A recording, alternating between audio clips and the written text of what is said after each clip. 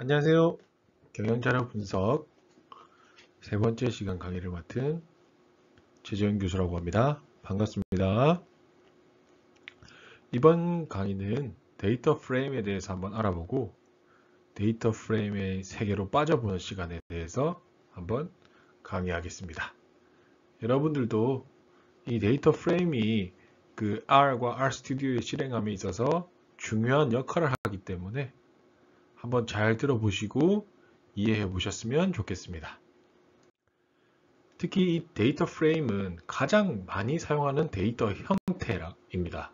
특히 이 장에서 많이 사용해 볼 거고요.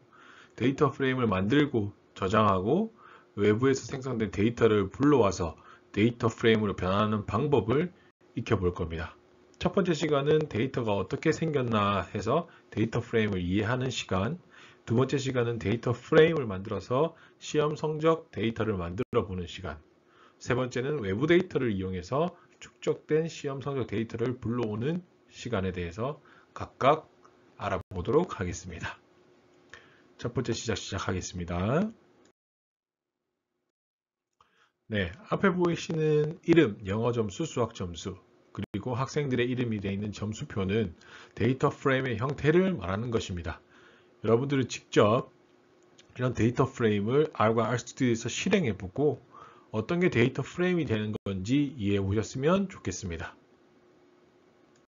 네, 데이터 프레임은 가장 많이 사용하는 데이터의 형태입니다. 여러분들 데이터가 가지는 형태는 여러 가지 형태가 될 수 있는데 이 데이터 프레임 형태라고 말할 수 있는 것들은 특히 행과 열로 구성된 사각형 모양의 표처럼 생겼습니다. 여러분들 눈앞에 보이시듯이 이렇게 사각형 모양의 표처럼 생긴 거예요. 그리고 행과 열이 있고요. 행과 열이 있고요. 그리고 이게 표처럼 생긴 거죠. 그래서 이거에 대해서 한번 예를 가지고 여러분들이 한번 이해해 보도록 할게요. 앞에서 보이시는 표는 한 기업에서 연봉에 영향을 미치는 요인이 무엇인지, 도대체 연봉이 어떤 게 영향을 미치는지, 그 변수는 뭘까라고 파악하기 위해서 회사원들을 대상으로 조사를 했고, 그 조사한 결과를 다음과 같은 표로 나타내 놓은 겁니다. 이 위의 표는 4개의 열과 A, B, C, D 하는 4개의 열과 3개의 행, 남자, 여자, 남자로 구성된 3명의 1명, 2명, 3명, 3명의 자료임을 알 수 있습니다. 이 표는 4개의 속성에 대한 3명의 자료로 구성된 데이터 프레임이라고 생각하시면 됩니다. 그래서 4개의 속성, 4개의 속성, 여기서 말하는 4개의 속성은 성별 속성, 연령 속성, 학점 속성, 연봉 속성이고요. 그 4개의 속성에 1번, 2번, 3번이라는 사람, 한 사람의 데이터겠죠. 이쪽의 자료들은 한 사람의 1번이라는 사람의 데이터일 거고, 이거는 두 번째는 2번이라는 사람의 데이터일 거고, 3은 3번이라는 사람의 데이터이기 때문에 3명에 대한 자료라고 알 수 있다는 거죠. 여기서 보시면 열, 여기서 말하는 열, 이 4가의 둘, 셋, 4개의 열은 속성을 나타냅니다. 열은 특히 여러분들이 보시기에 뭐 컬럼이라도 불리기도 하고요. 변수라고 불립니다. 그래서 아까 우리가 연봉에 영향을 미치는 요인 즉 변수, 연봉에 영향을 미치는 변수는 뭘까? 라고 궁금해서 우린 찾게 되는데 여기서 말하는 변수는 여기서 여러분들 표에서 찾을 수 있는 것은 열이라고 아실 수 있다는 거죠. 두 번째로 행이 있습니다. 여기서 가로로 나열되게 되는 행은 각 사람에 대한 1번 사람, 2번 사람, 3번 사람에 대한 정보를 나타내는 거죠. 행은 row라고 불리기도 하고 하나의 케이스라고 불리기도 합니다. 그래서 케이스라고 불리기도 하고 로우라고 불리기도 합니다. 자, 어떤 데이터가 30명의 정보로 구성되어 있으면 데이터는 몇 개의 로우일까요? 30개의 로우라고 할 수도 있고 30개의 케이스라고도 표현할 수 있죠. 그 데이터는 몇 가지 로우까지 있나요? 몇 로우까지 있나요? 몇 케이스짜리 데이터일까요? 이렇게 물으면 여러분들이 조금 더 전문적으로 묻는 거죠. 몇 명에 대한 정보를 담고 있는지 묻는 질문인 거예요. 그래서 몇 케이스짜리 데이터인가요? 그 데이터 몇 로우까지 있나요? 사실 똑같은 말이죠. 몇 명에 대한 정보를 담고 있나요? 그 데이터는.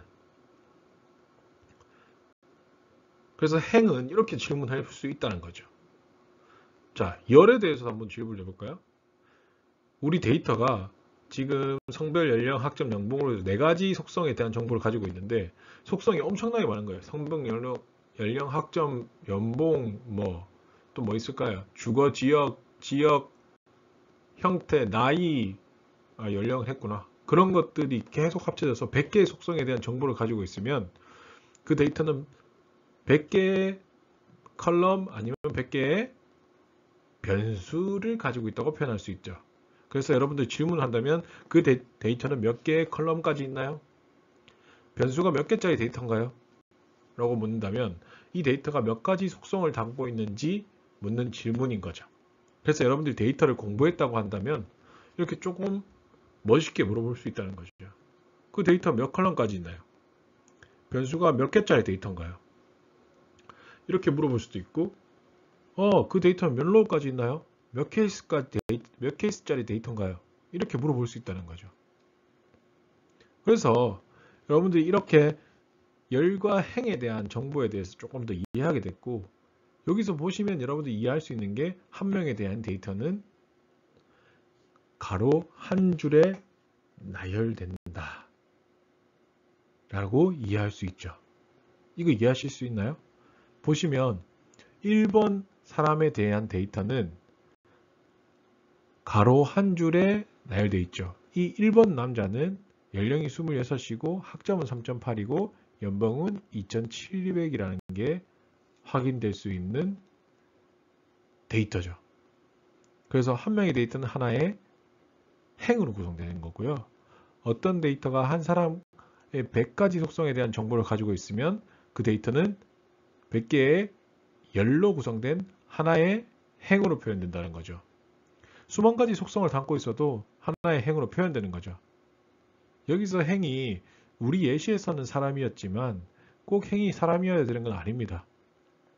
무엇이든 하나의 단위가 행으로 구성될 수 있고 예를 들면 하나의 도시도 될 수 있고 하나의 거래 내역으로 될 수도 있고 하나의 웹사이트 접속 기록도 될 수 있고요. 어떤 데이터가 도시 단위로 되어 있고 50개의 도시 정보를 기록하고 있다면 이는 몇 개의 행으로 50개의 행으로 구성된 데이터가 된다 라고 이해하시면 좋다는 거죠.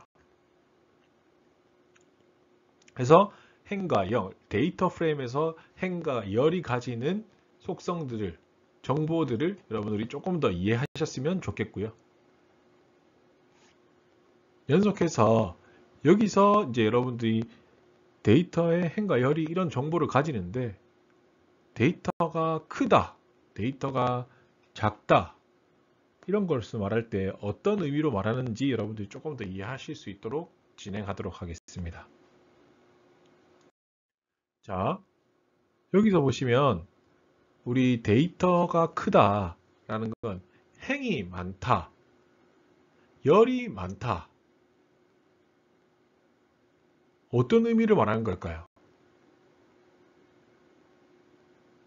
그럼 데이터 분석을 하는 입장이라고 생각해 보세요. 여러분들이 데이터를 분석하는 입장이에요. 그러면 행이 많은 게 중요할까요?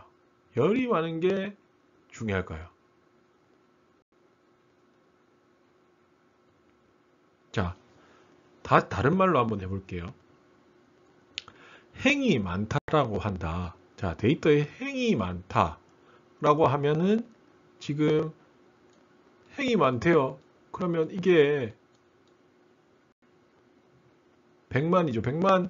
100만까지 있는데 100만 명의 사람을 확인하는 거잖아요. 맞죠? 그 정보를 가지고 있는 거죠. 자, 두 번째로 열이 많대. 사람은 몇 명? 3명인데 우리가 확인할 수 있는 변수는 몇 개? 엄청 늘어난 거야.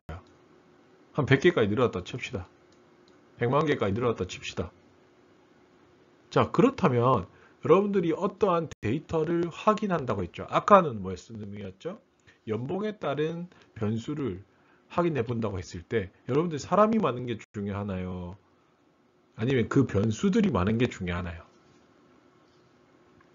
실질적으로 사람이 많은 것도 중요하겠지만 우리가 직접적으로 설명할 수 있는 연봉에 따른 변수가 도대체 뭐 어떤 게 요인을 미치는지 확인하는 열이 더 중요한 거죠. 실질적으로 여러분들 데이터를 분석하게 되시면 100명의 데이터를 분석하다가 데이터가 많아져가지고 10만 명의 데이터를 분석하게 된다면 데이터 분석가가 겪게 될 문제는 사실 컴퓨터가 느려지는 문제를 겪게 돼요. 그럼 이 문제를 해결하기 위해서는 좋은 장비를 구축하면 돼요. 컴퓨터를 좋게 만드는 거죠. 뭐 CPU 늘릴 수도 있고 램을 늘릴 수도 있고 아니면 분산 처리 시스템을 구축해도 돼요. 행이 늘어나는 건 분석 기술 차이에서는 분석 기술 측면에서 본다면 별다른 차이가 생기는 게 아니에요. 그냥 100개 데이터를 분석하는 거죠. 똑같은 방식으로. 그래서 100명의 데이터로 평균을 구하든 10만 명의 데이터로 평균을 구하든 분석 방법이 동일하면 데이터 분석에 들이는 노력은 그리 크지 않다는 거죠. 별로 안 힘들다는 거죠. 그런데 열이 많아지면 어떤 문제가 발생하는가요? 이게 궁금한 거예요, 우리는. 열이 많아졌어. 우리 변수가 분석해야 될 변수가 너무 많아졌어. 남자 사람은 3명인데 성별, 연령, 학점, 연봉, 출신지, 뭐 도시, 본적, 뭐 부모의 여부, 뭐 이렇게까지 다 해가지고 생존 여부 이런 것까지 다 해가지고 100개가 됐어요. 지금 데이터 분석에는 학점과 연봉의 관계를 분석하거나 전공에 따른 학점과 연봉, 전공에 따른 연봉 차이 이런 변수의 관계를 다루는 거죠. 그러면 열이 많아진다 라고 말하면 변수를 조합할 수 있는 경우의 수가 늘어나는 거죠. 자, 생각해 보세요. 학점과 연봉의 관계는 전공이 무엇인지에 따라 다른 양상으로 나타날 수도 있고 출신지, 자격증, 성별, 직업군 이런 것들이 수십 가지 변수가 첨가되면은 엄청 길어질수록 늘어나게 되는 거죠. 변수가 늘어나면 단순한 분석 방법을 해결하기가 어려워지는 거죠. 그래서 여러 변수가 하나의 유만 있을 수 있지만 여러 변수의 영향을 동시에 고려할 수 있는 복잡한 분석 방법을 사용해야 되는 거예요. 결국에는. 그래서 열이 많아지면 데이터가 좀 크다라고 말할 수 있는 거죠. 둘 다 크다고 말할 수 있어요. 사실 행이 많아지면 데이터가 커지는 거죠. 사실 많아지니까. 근데 분석 방법은 쉽고 그냥 컴퓨터 우리가 물리적인 문제만 해결하면 되는데 열이 많다라는 건 분석 방법이 한계가 생긴다는 거고 이거에 따라 고급 분석 방법이 필요하게 되는 거니까 우리 데이터 분석 측면으로 보신다면 열이 많은 게 더 중요하다는 거죠. 그래서 데이터가 더 복잡해지고 분석 기술이 더 복잡해지는 거죠. 그래서 이렇게 변수가 많아지면 많아질수록 분석 기술이 달라지는 거예요. 그래서 분석가는 전보다 훨씬 더 많은 노력을 기울여야 되고 이런 데이터 양을 의미하는 건 행보다 데이터의 다양성을 의미하는 열이 많은 것이 분석적 측면에서 더 중요하게 되는 겁니다. 그래서 요즘 최근에는 이제 머신러닝이라든지 이런 것들 주목받는 이유도 분석 방법을 여러 가지를 써본다는 거죠.